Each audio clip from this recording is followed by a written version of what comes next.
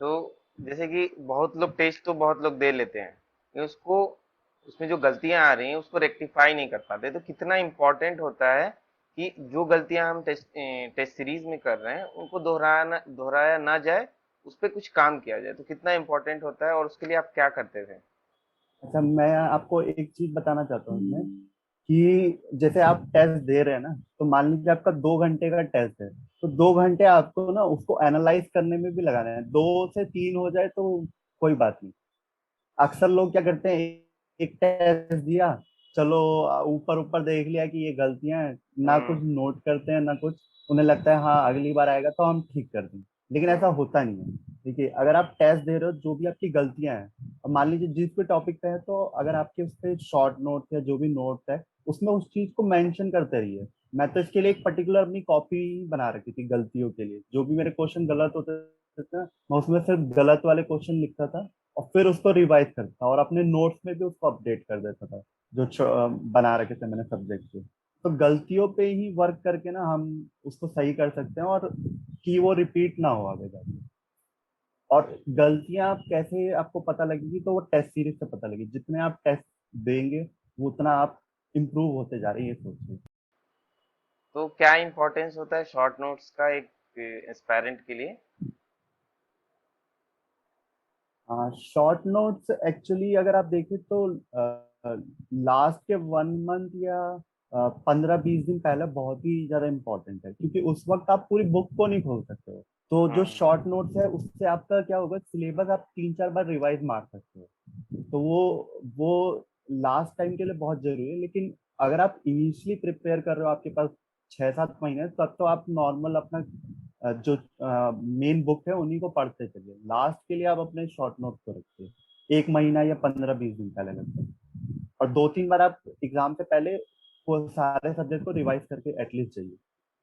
क्योंकि आपको पता है कि एमसीक्यू बेस एग्जाम है, उसमें कोई भी थ्योरी का क्वेश्चन आएगा, अगर मान लो पूछ लिया, अगर आपको पता होगा तो आपको एडवांटेज हो जाएगा, और नहीं पता वही डिसएडवांटेज हो जाएगा। हम्म। क्योंकि एक एक मार्क्स पे यहाँ फाइट है, अगर देखें तो। सही बात। डिप्लोमा और बीटेक कर लिया बट नहीं दिख रहा है एक स्टेबल कैरियर? घबराओ मत, सरकारी जॉब का रास्ता है ओपन। अब सिक्योर करो अपनी जॉब बनकर असिस्टेंट इंजीनियर और जूनियर इंजीनियर। चाहे वो एसएससी जेई हो, आरआरबी जेई हो, कोई पीएसयू हो या फिर किसी भी स्टेट की एई जेई की वैकेंसी, अब सभी एग्जाम की होगी तैयारी इंडिया के टॉप टीचर्स के साथ सबसे अफोर्डेबल प्राइस में। तो पीडब्ल्यू आप लोग के लिए लेके आया है अशोका बैच सी, जो कि civil, mechanical, electrical engineering and electronics and communication engineering के लिए सिर्फ 2,999 रुपीज में अवेलेबल है। ये बैचेज मोस्ट अफोर्डेबल रेट पे अवेलेबल है और यहाँ पे आपको एक एक टॉपिक को अच्छे से पढ़ाया जाएगा विद डिटेल डिस्कशन।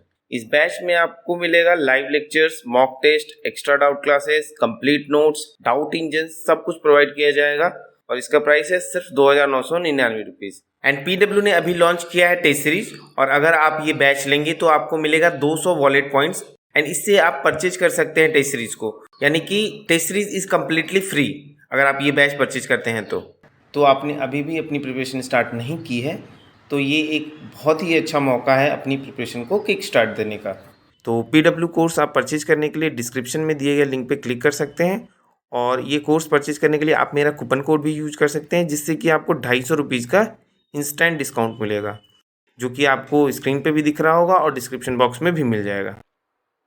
तो विक्रम जी, अब अगर बात करें कि वो कौन सा 3 पिलर्स होगा जिस पे कोई भी प्रिपरेशन जो हम लोग करते हैं वो डिपेंड करता है, क्या मेन की पिलर्स होते हैं 3, अगर आपके अनुसार पूछा जाए तो?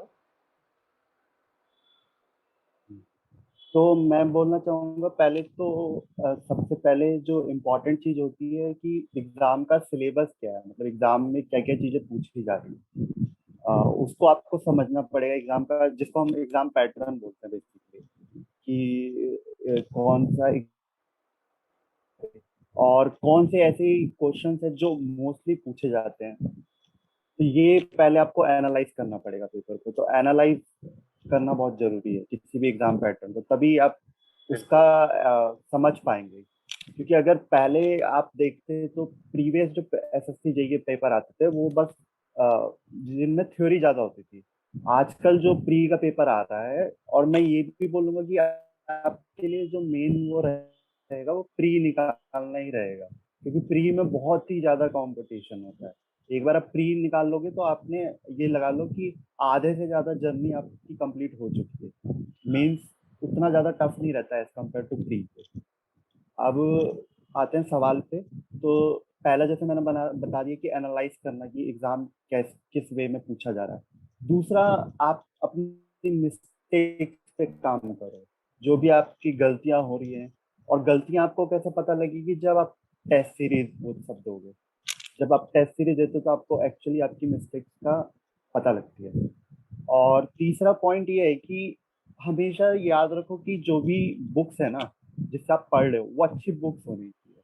अगर वो स्टैंडर्ड अच्छी बुक्स है, उनमें जो कंटेंट है, अगर वो आप अच्छे पढ़ोगे तो आपका नॉलेज बहुत ज्यादा इंप्रूव होगा। तो इन तीन चीजों पे मेरे को लगता है कि किसी भी कैंडिडेट को काम करना चाहिए, और वो जरूर सफल हो जाएगा जल्दी।